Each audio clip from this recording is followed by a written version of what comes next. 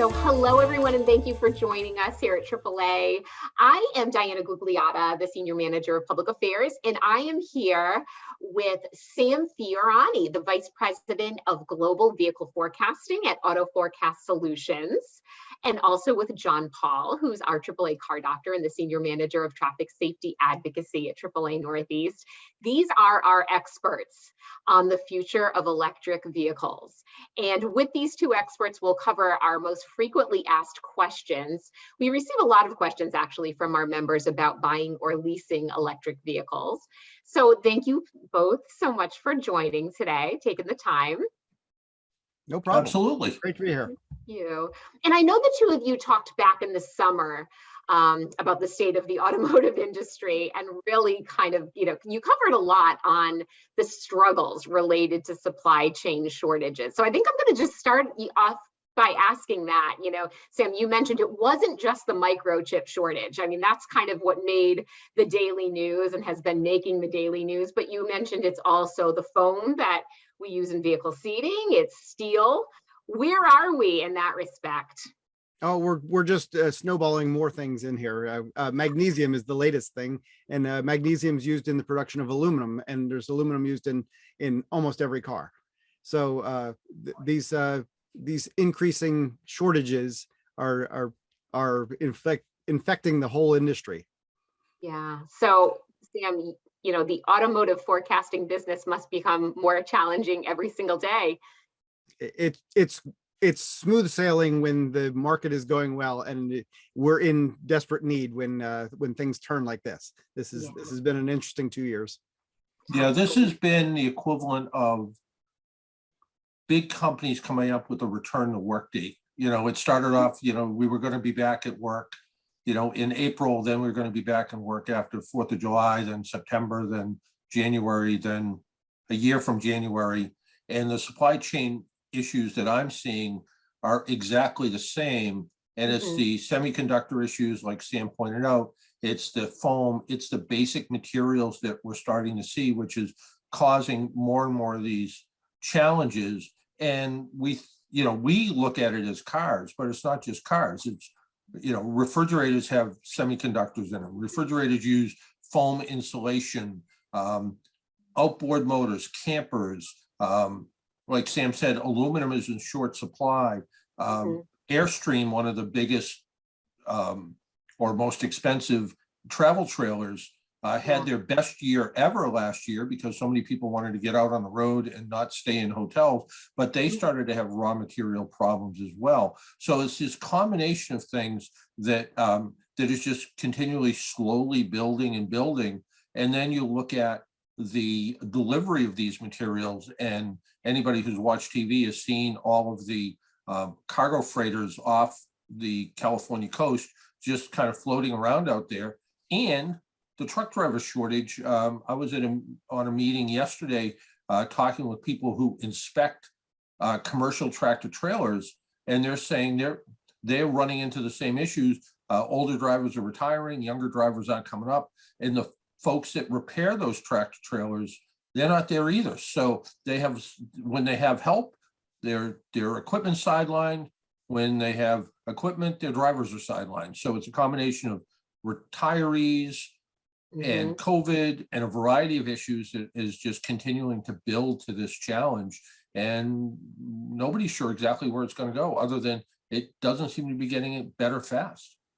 So I'm not going to ask you guys to predict the future then, but it seems that everything I read, all the manufacturers are really ramping up in the area of electric vehicle engineering. So what vehicles seem to be the most popular with buyers right now? What EVs? I mean, certainly Teslas. I'm seeing a lot of Teslas out on the road, but what else? Well, if you break the market down into Tesla and everybody else, the current market is only about 1% electric vehicles. If you take Tesla out, Tesla is the big dog in the game. So once you remove the 4 models that Tesla sells, then you're down to the Ford Mustang Mach-E, the Chevrolet Bolt when they're available to purchase, and the Nissan Leaf. Those are the big ones at the moment. They're also the most affordable.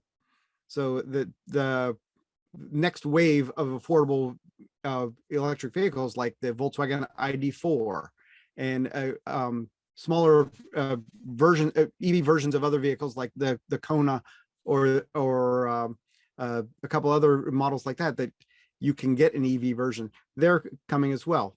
But once you get the Ford out of the way and the Chevy out of the way, and definitely the Teslas and the Nissan, then it's a lot of little players. Yeah, and it really is, and it's those little players that kind of make it sort of interesting as well. When I look at vehicles like the Mustang Mach-E, and even what I thought was pretty interesting, that in North American Car and Truck of the Year awards, every category had an EV in it, which I thought was interesting. And I think Motor Trend awarded the Lucid Air as their sedan of the year, which is interesting because I think they've made 3 so far. And the Rivian was their truck of the year. With the truck of the year. And I will admit, though, I like the idea of a vehicle like the Mustang Mach-E, which again, I don't care for the name, because a Mustang should never be a 4-door hatchback, but that could be generational. But I like the idea of electric cars made by car companies versus electric cars made by tech companies. I think there's some benefits in fit and finish that way. But we'll wait and see how that's all going to work out. But yeah, the popularity of electric cars is still really, really small, but I think we're going to see it growing slowly and steadily over time, and hopefully prices come down. And like you pointed out, Sam, that's the big issue. The price point is above what is the median or average car price right now. And since most people buy used, and even though used car prices have gone up somewhere between 27 and 30%, these new electric cars are expensive, and used electric cars are expensive and in short supply because there wasn't many to start off with. Well, that average price of about $40,000 a car, which was the price before recently. I think the new average is a bit higher than that.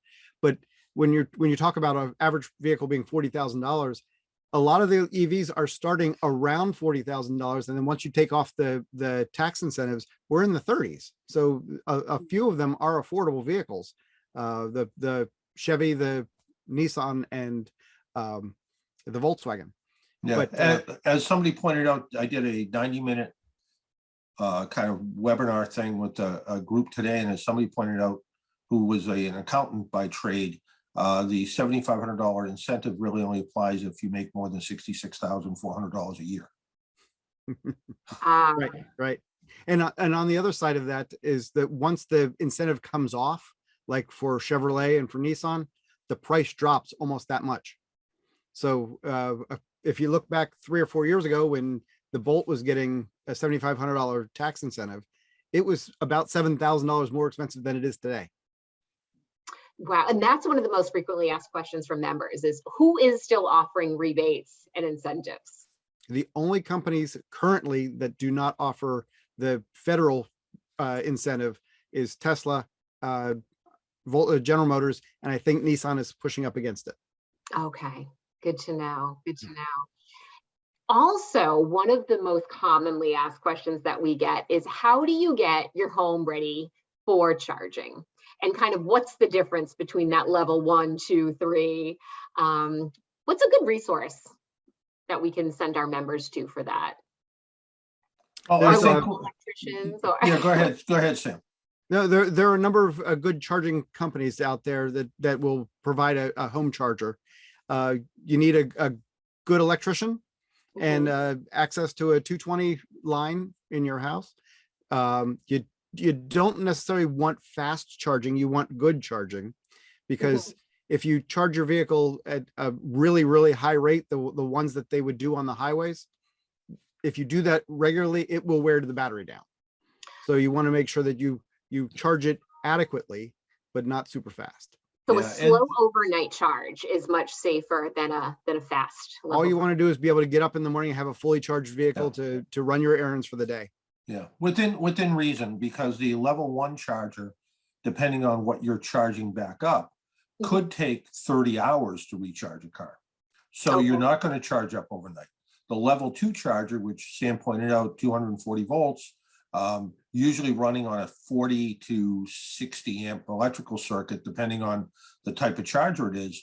If your house can sustain that, currently where I'm living, I couldn't put a 240 volt charger here because I don't have the electrical capacity to do it, because the house just wasn't set up for that. It's an older house and not set up for that. So that becomes a bit of a challenge sometimes with some people. But on the other hand, if you had an electric car and you're only driving 15 or 20 miles a day, you could charge on 110 outlet without any problem and top off that battery every night. What is sort of interesting about all of these charging stations, depending on where you are in the process, if you have that sort of dryer outlet plug already mounted in your garage, installing a charging station is no harder than installing a big screen TV. It's basically a bracket on the wall and you plug it in, and there's not much more to it than that. Some of them are Wi-Fi enabled, where you can do some tinkering around with Wi-Fi and set it up to charge at particular times. The cost of a charging station can be anything from an adapter plug that's maybe a couple $100 to a couple $1,000, depending on how sophisticated it is, and if it charges off peak and does some other magic. And then, like Sam pointed out, the level 3 charging, which is the fast charging, no home probably outside of California is ready for that, because that's a what usually amounts to DC current, not AC current, that we have at our homes, and usually 440 volts and up. So I'm sure there's some celebrity somewhere that can charge their Teslas with, in 20 minutes somewhere, but most of the time it's 240 volt level 2 charging. That's what most people are going to put at their house. And if you live in an area where the weather's good all the time, you could set it up outside. If the weather's not so good out all the time, you could still set it up outside, but it's kind of a pain to have to hook up your charging system in the snow or the rain, but certainly it could work. So level 1 slow charging, kind of convenience charging, is a good way to call it. Level 2 is probably what most people are going to go for, and that varies depending on the charger, depending on the amount of electricity you kind of force into it. And most cars are pretty well suited to level 2 charging, that they'll accept a rate of charge at a certain point. Sam pointed out the Chevrolet Bolt that is not being sold right now because of potential fires. Their charging systems have been set up now to only accept an 80% charge for safety purposes. So if you have a Chevrolet Bolt or a Bolt EUV or whatever they call them, they don't charge to 100% right now because of concerns about potential fires. The good news is General Motors has found the issue. They haven't found the fix yet. So, but they know what's wrong. They just haven't been able to fix it yet. So that's coming soon. I think this whole thing will show the when the wave of EVs becomes normal. When you go out to buy a brand new house and it has at least the setup for a charging station in the garage, or at the best that actually has a charging station, that'll be the sign that EVs have become normal. And in California, if you have a charging station, it makes your car more sellable because of the popularity of EVs. I think 5% of the cars sold in California were EVs last year. It's a high percentage. Yeah, and what the Model 3 was, and these numbers better than me, Sam, the most popular car sold last year in California? I believe that's true. Yeah. So when you have a house for sale and it has a charging station in the garage, all of a sudden it's like having like having a hot tub in your yard. Sounds good to me. Okay. And you've shed a lot of light on this, because I was definitely hearing controversy about, do you plug in every single night, or do you let it run down a little bit and then plug in? So you've definitely educated me and cleared that up. I'm thinking too about the younger folks that live in apartments or condos, don't have the benefit of a garage necessarily. It almost sounds like if they were to find a level 3 charging station in their area, in their community, it's not the best thing though for the battery of that vehicle. Periodically, it's fine, and that's what you're going to see. Every Tesla supercharging station is a level 3 charging station. For conventional EVs like Kias and Hyundais and the Mach-E that can accept level 3. Yeah, it's probably a steady diet of that is not great. But on the other hand, we are seeing more and more we are seeing more and more charging stations being built, adding to that convenience. But yeah, if you live in a big city or someplace where there's on-street parking and you're kind of jockeying for parking spots, kind of an issue. The talk I did earlier today was a huge condominium project or development down in Florida, and they actually have it sort of written into their condo rules, and they were looking into putting some charging stations in, but written into the condo rules that if you wanted to put a charging station out by your parking spot, providing your electrical service could handle it, which I guess they can, you had to be responsible for all of the makeup to it. So trenching, fixing the grass afterwards, the charging station unit itself. The one guy who was interested priced it out. It was about a $9,000 expense. And when he sells his unit, he has to disable it.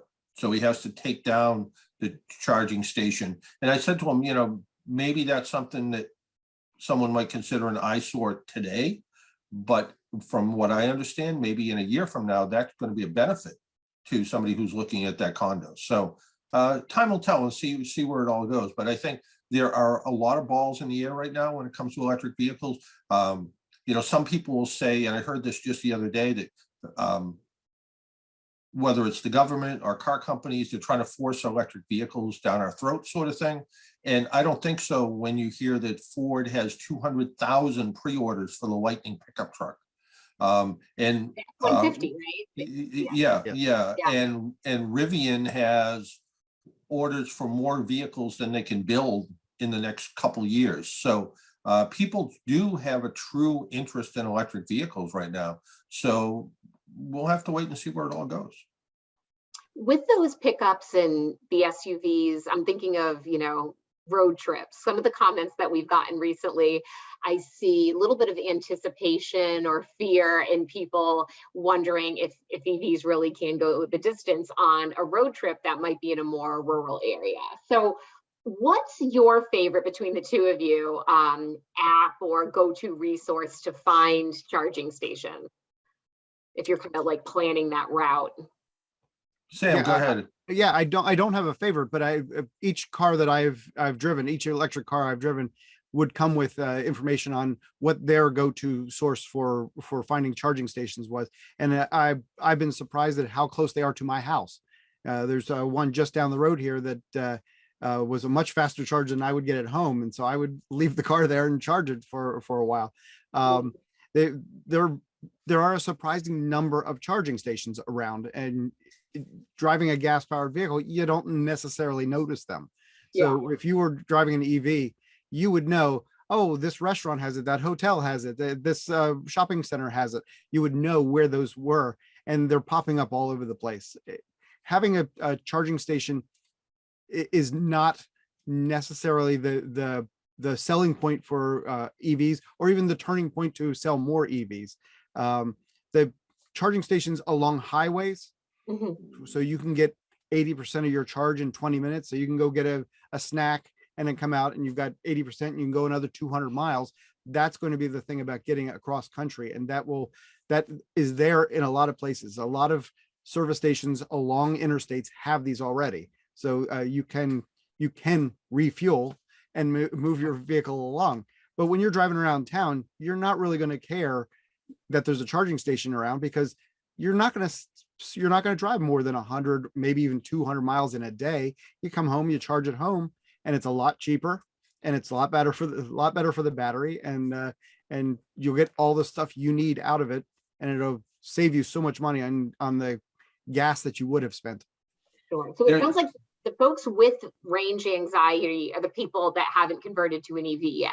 They haven't really looked. That's exactly right. Yeah. There's a quote from a French EV company, and he said exactly that, Diana, that the people with range anxiety haven't purchased an electric vehicle yet, because if you start your car every morning with the 240-mile range, right, chances are you're not going to do that. And the idea of being able to do a trip, whether it's Plug Star, Plug Share, EV Go, a variety of them. I have a couple of the apps on my phone when I road test an electric car, so I can find a charging station if I need to. And now we're starting to see AAA's TripTics and our gas price finder having EV locations on them, as well as, and it will be really interesting next year, the AAA gas price, our what we always put out every year is about how much it costs to drive your car. Right, That's going to have a 5-year used car range in it now. And it's also going to be applicable to electric vehicles. So you'll know exactly how much it's going to cost to drive that electric car. And if you went and bought a 2016 Leaf, we can tell you how much that's going to cost to operate as well. So we're seeing a lot of app-based systems, and most electric vehicles that have navigation, and just nearly everyone does, has the ability to pinpoint charging stations on your route. Kind of a odd comment I got from somebody who drove a Tesla to Florida. He said, yeah, I got the long range battery. I got about 330 miles between ranges. He said, that's about a 5-hour drive. He said, I planned out my drives at charging stations. And he said, honestly, he said, I'm 70 years old. I need to stop to go to the bathroom every 5 hours. Yeah, I was going to say, safety advocate. We don't want people driving that much longer. Yeah. So he said, it worked out. He said, I go use the restroom. I come back. I get a snack. My car's charged up, and I drive another 5 hours. Then I go find a hotel. Right. So it certainly is workable. Is it as convenient as finding a gas station? No, but it's getting more and more convenient every day. That's right. That's great. So I believe personally that the recent increase in gas prices have a lot of people now looking at EVs as their next vehicle. The sticker price shocks some people, but Sam, like you said, look for the rebates and all of that. It's pretty much head to head. Is leasing the way that you think people should go, just because of the ever evolving technologies in EVs? How do you feel about leasing? If you're going to lease a vehicle, that would not be a bad idea. I am not a fan of leasing in general, just because most people keep their cars for a long enough time that you pay it off at some point. And so, especially today, when the average age of a car is 12 years, right. These cars are on the road for a long time. So there's when I was growing up, if a car hit 100,000 miles on it, it was junk. Used car lots wouldn't take them. New car lots definitely wouldn't take them. And so you had to worry about getting a new car every 100,000 miles. Mm-hmm. Today, 100,000 mile Toyota Camry, for example, will still sell for like $15,000. Amazing. Yeah. These cars today are very robust, will last a long time. And so leasing a regular car, unless you have a business where you can write off the lease, doesn't make a lot of sense. Unless you like having payments every 3 years and keeping that going. But with an electric vehicle, to your point, I think you could trade up fairly quickly, like you do your phone, because phones change technology very quickly, and we're just scratching the surface on electric vehicles. So it's going to be another generation or two before it slows down to the point where the next one isn't a radical step above where I bought my car 3-4 years ago. And Sam, do you see? I'm sorry, John, go ahead. Yeah, I was going to say I agree with Sam 100%, because what could happen is you could buy that 2022 newest, greatest EV, and in 2025 or even sooner, all of a sudden another model came out, similar price, maybe even cheaper, that has an additional 100 miles of range, for instance. Now, all of a sudden, that car that you were leasing becomes less valuable as a trade-in. I mean, the car that you bought is less valuable as a trade-in 3 years from now, because the dealer says, that car only had a 220 mile range. Everything we sell now has a 350 mile range. People aren't really looking for that as much, so we can't give you as much for a trade-in. So this is where, and I'm kind of a little in the camp of Sam, that I never really believed in leasing, but I think with the exception of Tesla, And you look at any vehicle, they're truly a depreciating asset. They depreciate pretty fast. And if you're going to lease anything, lease something that depreciates. And with an electric car, just based on the technology, and I'm always reminded of an old TV commercial where a guy went to the computer store and bought the latest computer, and he was really happy with himself that he bought the newest model, and that's what they sold him. And on the way home, he looks up and someone's changing a billboard, and it's that next model just came out. So it made his brand new computer somewhat obsolete. And the same thing could happen with electric vehicles, because we are changing so quickly, and we're seeing things like heating systems are different now than they were before, where you turn the heat on, it used to really affect the range. Now they're using heat pump systems, which are more economical. We're seeing still pretty fast changes and progress. And in this case, again, I wouldn't necessarily lease a car, but I'd probably lease an electric car. But to your point there, that the technology is mostly in the batteries and associated pieces, like you said, the heaters or air conditioning and things like that. But the general technology, pardon me a second, the general technology that you'll have in a vehicle is being updated over the air. So the rest of the vehicle will progress with you. Right. And so it's in that cloud. Yeah. Oh yeah. Your vehicle is going to be updated fairly quickly, aside from the battery, which is, a few $1,000 piece of equipment that the technology is progressing very fast on. Yeah, many of our members' comments have been centered around batteries. I'll be honest, the fact that they're so expensive to replace, and they're also really concerned about the environmental challenges that they pose in disposal. What kind of research is being done to improve all of that right now?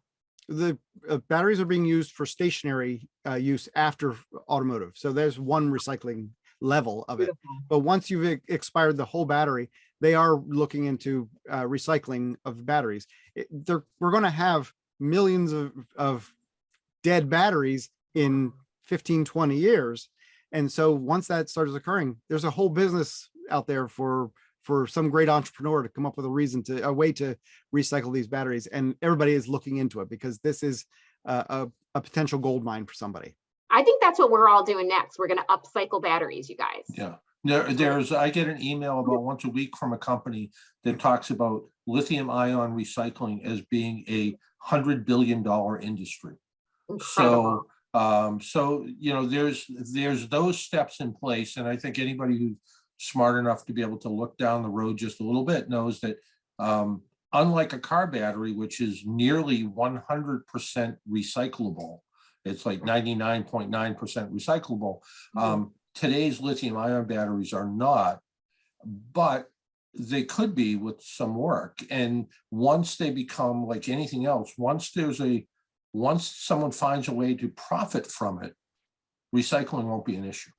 Yeah. That's awesome. So let me ask this loaded question, I admit, but can the grid handle this EV evolution? So if, all these orders, all these auto manufacturers cranking out EVs, let's say 2 years from now, Ford fulfills, Volkswagen, they all fulfill those orders. Where are we in terms of the grid? The grid is not going to be taxed that quickly, because there's going to be a slow transition. You're not going to suddenly replace 50% of internal combustion vehicles with electric vehicles by next year. So this slow increase will give time to all the utilities to update, to make sure they have the necessary grid to cover this. It was a good time to pass that bipartisan infrastructure law then. That's part of it. That's absolutely part of it. But we didn't have a network of gas stations when the first Model T came out. So these are things that progressed with the transition towards that. There were more watering troughs for horses when a Model T came out than gas stations, most likely. And by the time the Model T had run its course, you would be hard pressed to find a trough and probably easily find a gas station. So these things will progress as they go along. Even though Ford has 200,000 orders on the Lightning, they don't have the capacity to build 200,000 a year. So it's going to take years to get there. And each of these companies that is starting a new EV is ramping up the production. It's going to take a while. They're not investing in building 500,000 the first year. They're investing in building 50,000 the first year and 100,000 the second year. And so it will take a lot of time. And then there's the acceptance rate from the public. Yeah. There aren't, half the people in the world aren't ready to move over to EVs yet. So you're just not going to change them over when they upcycle their car. I'll agree. I think a lot of people have interest in them, like I said, especially with the spike in gas prices that we saw this year. And people are starting to read up on it, but I don't think, everyone's ready to pull the switch quite yet. So I guess my last question for the two of you is the fun question. As people start to do this research, what should they test drive? What do you guys love in terms of EVs on the market? And John, I think I know the answer to your question because I think you love the Mustang.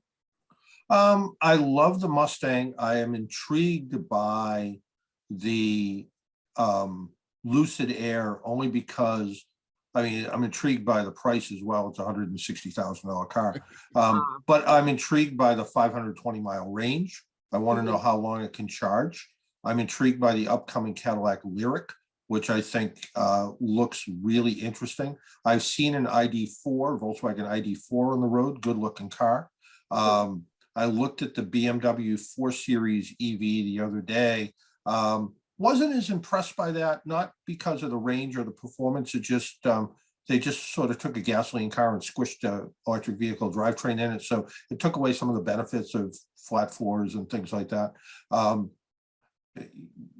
Tesla makes some interesting products. I think the Tesla Model Y, it's the dual motor version. It's got really good storage, really good utility, but you have to decide if an electric vehicle is going to be for you. I like the Hyundai and Kia. Kia has a new EV coming out shortly. It looks really, really good. So right now, a lot of people think of the turn of the last century as the golden age of the automobile. Today is the golden age of the automobile. There are so many choices. And yes, you can get a car that's gasoline powered, you can get a hybrid, that same car that's a hybrid, a plug-in hybrid, battery electric, and maybe in the not too distant future, a hydrogen car, all in the same model. So people have so many choices today, they're only limited by their imagination and the budget. And the budget is the key factor there, your budget and what you need out of your vehicle. So if you want a pickup truck in the next 2 years, there's going to be a bunch of models to choose from the Rivian and the Ford coming out next year to Chevy and GMC coming out shortly after that. You're going to have choices. It's all dependent on what you want to spend and what your needs are. Do you need 3 rows? Do you need 2 rows? Do you need 2 seats? Do you need a pickup truck bed? Do you need a utility wagon? Whatever it is, the choices are out there. And somebody asked the other day about the Rivian won Motor Trend's Car of the Year, and the Lucid won car of the year, and Rivian won Truck of the Year. Was this a new wave? I'm like, well, the thing is, electric vehicles have so much less to go wrong. When you're driving, when you're comparing internal combustion engines, they have different characteristics about them. You have to find out how quickly it accelerates, how much gas it consumes, how fast does the transmission shift, how smoothly does the transmission shift. You don't have a lot of those issues when you have an electric vehicle. So it levels the playing field across a lot of these brands. So they become more reliable and they have less to say that is bad about them. I drove a Polestar 2 the other day, and it was a very nice vehicle. It had no character to it for me, but these are the things you have to come to when you're buying an electric vehicle, is that this is the one that fits what I need. I want something that gets there quietly and efficiently. I want something that excites me. I want something that carries my kids. It hauls the stuff from Home Depot. These are the things I need to know when I'm going into the store. And I have $50,000, $100,000, $150,000, $200,000 to spend. Right. Amen. So happy test driving, everybody. I guess that's the exciting news, is that we are going to have many, many more options in the way of electric vehicles and shortly. So I want to thank both of you. And for our members viewing, John, just let them know how they can reach you if they have questions. The easiest way to always find me is the simplest way to go to AAA.com/car doctor. And there's a section there. You can ask a question, and I usually get back to everybody within 24 hours. I can attest to that.